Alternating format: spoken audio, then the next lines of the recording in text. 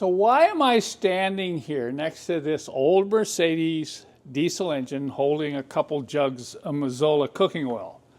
Well, this will take me back about 20 years to the first time I heard one of these engines running on waste cooking oil. I couldn't believe it. I says, man, that sounds wonderful. And of course, the smell coming out of the exhaust was just amazing. It reminded me of being down in the alley behind the old restaurant where they were cooking French fries. So the year is 2025. So it was exactly 20 years ago that I first converted one of these engines to run on this cooking oil. I decided to do it again, just for fun. I'm going to take this 83 300D with a 5-cylinder turbo diesel engine. We're going to do a massive conversion. Now, I may film the whole thing, I may not. So what I'm looking for in this first video is to see whether there's enough interest out there that people want to see how I'm going to take this car here and convert it so it can run on straight cooking oil, not mixed, not biodiesel. So in the future, if we have a fuel problem, I can go into the local grocery store, buy a jug of cooking oil, come out and pour it in my tank and cruise off while everybody else is sitting in gas lines a mile long. Now my plan is to make this a full dual tank system, meaning one tank will be the diesel, that's going to be the factory tank.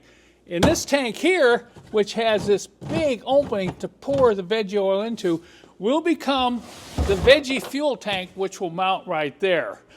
And what I'm going to be able to do is put in some interesting power additions, heating additions, and switching additions so that as I'm going down the road, I can switch between diesel and vegetable oil. Or at the end of the day, if I'm going to park the car for a while, I can actually purge the vegetable oil out of the system by running from the main tank. So I went back in my old storage facility and I pulled out a bunch of the stuff that I had used or not used years ago. And I'm kind of going through it. I can show you a couple things I will be using.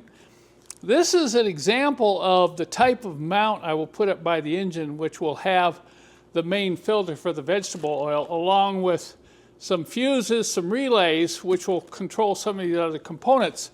I have two types of heaters because I'm going to be heating the vegetable oil. This is an electric inline heater, and this one here is a coolant inline heater. You can see you run engine coolant to the center here, and then your fuel or vegetable oil will come through this smaller line.